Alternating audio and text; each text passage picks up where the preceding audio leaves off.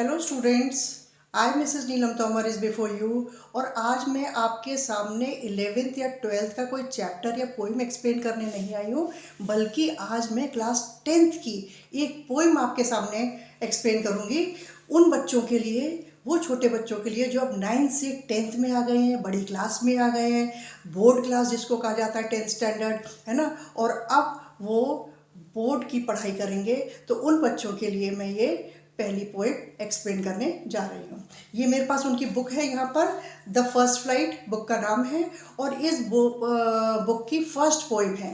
Poem का नाम है द डस्ट ऑफ स्नो। ये dust of snow, this poem is written by Robert Frost. Robert Frost जो है वो एक बहुत ही बड़े पोइट हैं, और उन्होंने बहुत सारी पोएम्स लिखी हैं, इतनी कि इसी बुक में ही आपकी उनकी दो पोइम्स हैं। एक ये, सेकंड वाली भी उन्हीं की पोइम है, और यहाँ तक कि उनकी 12th में भी आपको पोइम्स मिलेंगी पढ़ने के लिए। वहाँ पर भी 12th में एक है पोइम है रोड साइड स्टैंड।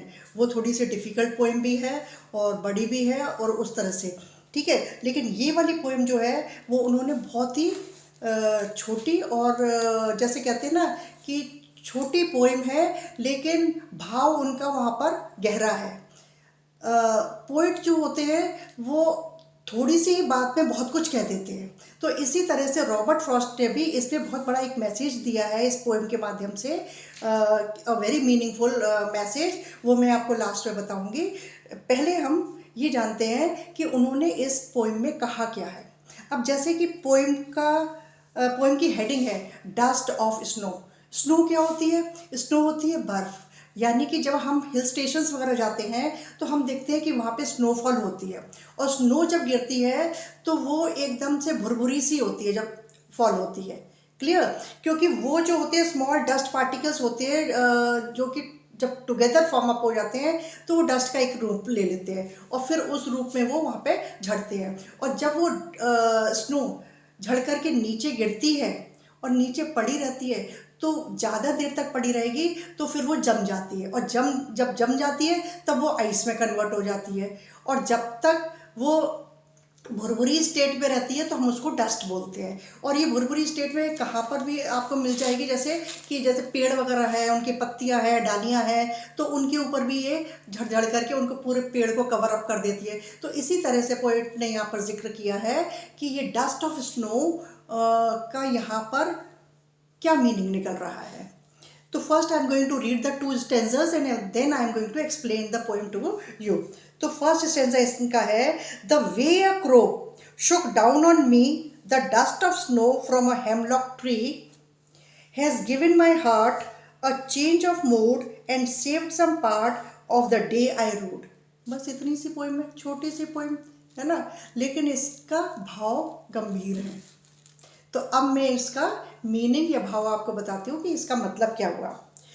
पोइट जो है वो एक हिल स्टेशन पर गया है, और वहाँ पर जा कर के वो बहुत ही उदास मन में है, सैड मूड में है, उसका मन नहीं लग रहा है। when he was in the plain areas at that time he was not feeling good, वो रेस्टलेस फील कर रहा था, सैड मूड में था, थोड़ा गुस्से में भी था।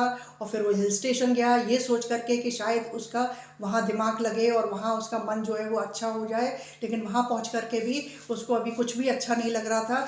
वो हेमलॉक ट्री के नीचे खड़ा हुआ था। हेमलॉक ट्री जो है वो एक पॉइजनस ट्री होता है, बहुत ही पॉइजनस ट्री होता है, यानी कि उसकी क्वालिटी क्या है कि वो पॉइजनस है, उसके पास में आना कोई पसंद नहीं करता है, ना ही उसको कोई तोड़ता खाता या वैसा करता है, because it is a poisonous tree.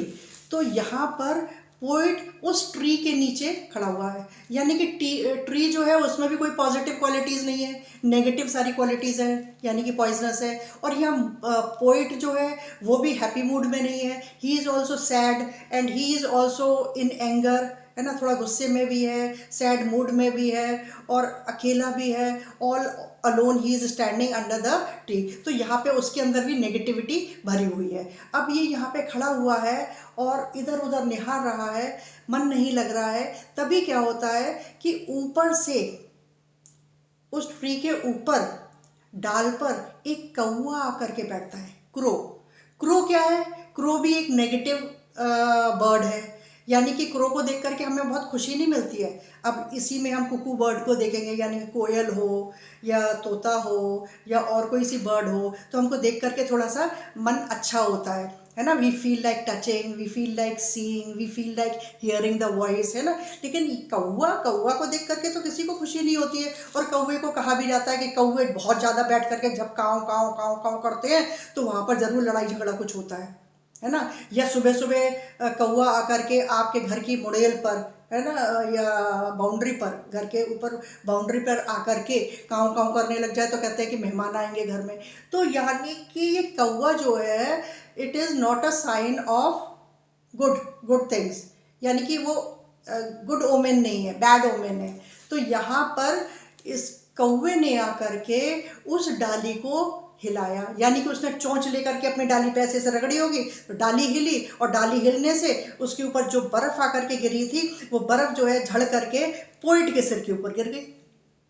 Poet के सिर के ऊपर गिरी, और पोइट के सिर के ऊपर गिरी ठंडी ठंडी बर्फ, तो पोइट का दिमाग जो अभी एंगर में था, फुल ऑफ सैडनेस में था, वो एकदम से चेंज हो गया। बर्फ गिरते ही उसने ऊपर की तरफ देखा, ऊपर देखा तो कौवा बैठा हुआ था।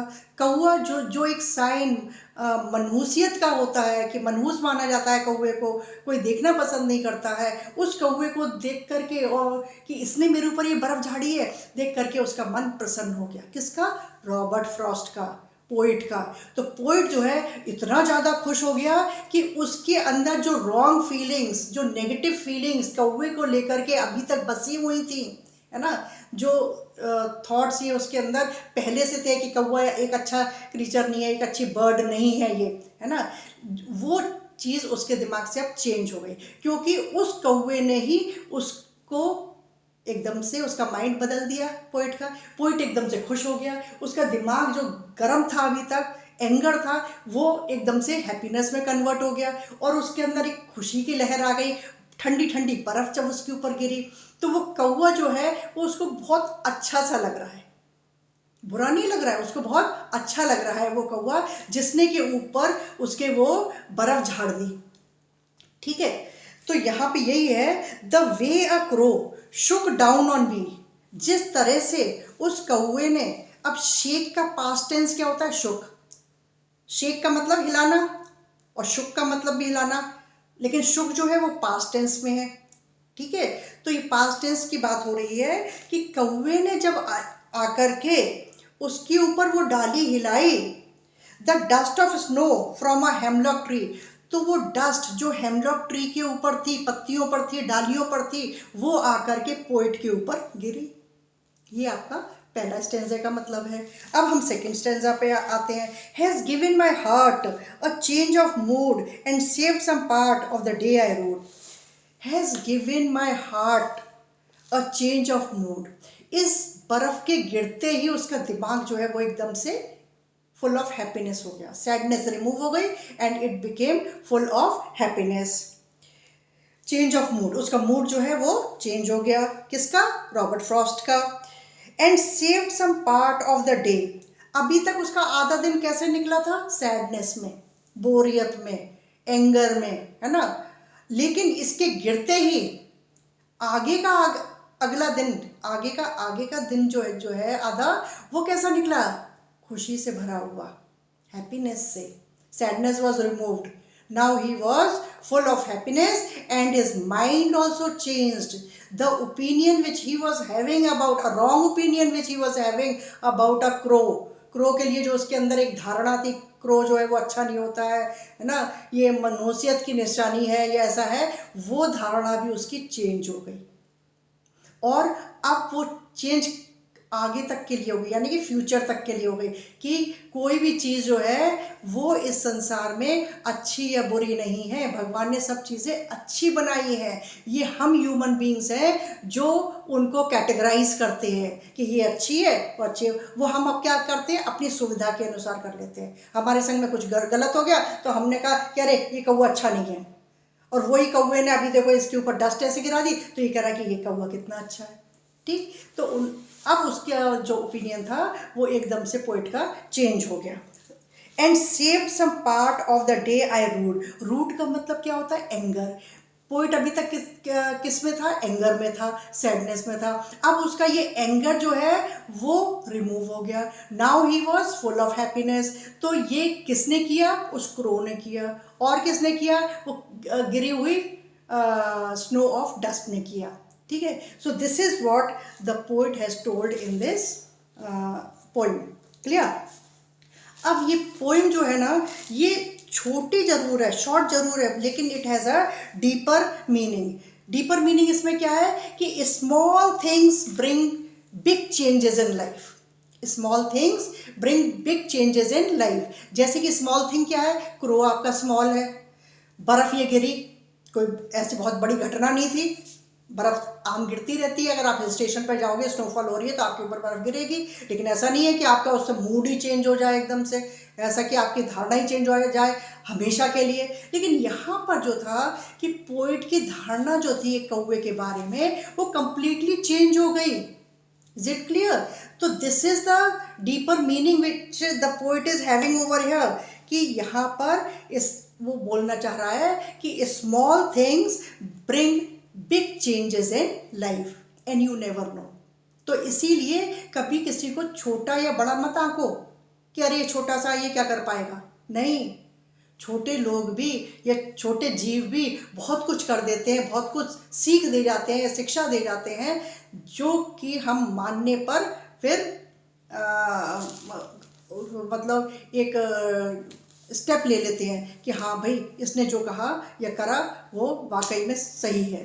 तो इसलिए यहाँ पे क्रो जो था, जिसको कि हम एक बैड वो मानते थे कि ये बैड बर्ड है, या ये एक अपशकुनी बर्ड है, या इसके आने से कुछ ना इसकी आवाज़ अच्छी है, ना इसका रंग रूप अच्छा है, और ना ही इसकी लोग प्रशंसा करते हैं, तारीफ़ करते हैं। तो हमारे अंदर भी वही चीज़, नेगेटिविटी इसके लिए भरी हुई थी। लेकिन आज जो है वो पोइट उसके लिए फुल ऑफ पॉजिटिविटी हो गया, पॉजिटिव हो गया, और उसकी वो धारणा पहले वाली बिल्कुल ही चेंज हो गई। नाउ क्रो जो है, क्रो एक इमेज है किसकी, सैडनेस की। And it brings, it does not bring happiness. लेकिन यहाँ पे जो है everything has changed for the poet. तो यही पोइट ने यहाँ पर बताने की कोशिश की है। I hope you have understood the poem. अब मैं इसमें यहाँ से थोड़े से यहाँ पे क्वेश्चंस दिए हुए हैं, तो वो मैं क्वेश्चंस करने जा रही हूँ। अब कॉम्प्रिहेंशन है स्टेंजर्स पे बेस्ड, कि who is me here in the second line. Second line में यहाँ पे कहा गया है कि the way a crow shook down on me. Shook down on me, me किसके लिए आ रहा है, कौन बात कर रहा है, बताओ कौन बात कर रहा है। ये पोएम किसने लिखी है, रॉबर्ट फ्रॉस्ट ने। तो रॉबर्ट फ्रॉस्ट ही अपने बारे में बात कर रहा है। तो क्वेश्चन का आंसर क्या हुआ, me here is Robert Frost. तो who is me, me is Robert Frost. Second question है, what did the crow do to the hemlock tree. Crow ने हेमलॉक ट्री को क्या किया, उसने उसको हिला दिया। ये था ना यहाँ पे लाइन में, shook down on me. Shook down मतलब शेक का पास्ट टेंस है ना, शुक हिलाना। तो what did the crow do, तो the crow shook down the hemlock tree. ठीक है। थर्ड क्वेश्चन है, where from did the snow shake down on the poet. यानी कि पोइट के ऊपर स्नो कहाँ से गिरी, कहाँ से गिराई थी उस क्रो ने, टेल मी, कहाँ से गिराई थी, ट्री पर से। जब ट्री को हिलाया था तो उसकी ब्रांचेस पे जो स्नो थी वही तो गिरी थी, तो उसने कहाँ से गिराई थी, ट्री पर से। तो आपका आंसर क्या होगा, ये क्वेश्चन था कि from where did the snow shake down on the hemlock tree. The snow shook down from the hemlock tree. कहाँ से गिरी थी, हेमलॉक ट्री से। फिर नेक्स्ट है, find the word from the stanza that means moved with force. Moved with force, moved with force का मतलब क्या होता है, जोर से हिला देना। तो यहाँ पे वर्ड क्या आया था, शुक। शुक का मतलब क्या होता है, हिलाना। तो ये इसका दूसरा मतलब क्या हो गया, ये लिखा हुआ है ना, मूव्ड विथ फोर्स। तो मूव्ड विथ फोर्स के लिए यहाँ पे क्या आएगा, word shook. Clear. Rest I continue tomorrow. और I hope that you must have understood the poem. और मैं आशा करती हूँ कि मेरे जो 10th के बच्चे हैं वो मेरे इस वीडियो से प्रसन्न हुए होंगे या उन्होंने मेरे को लाइक किया होगा। और लाइक या सब्सक्राइब अभी तक नहीं किया है तो please do like and subscribe my channel, जिससे कि मैं आपके लिए और इजी तरीके से पोएम्स और चैप्टर्स को एक्सप्लेन करूं, जिससे कि आप सबको अच्छी तरह से समझ में आए। Thank you.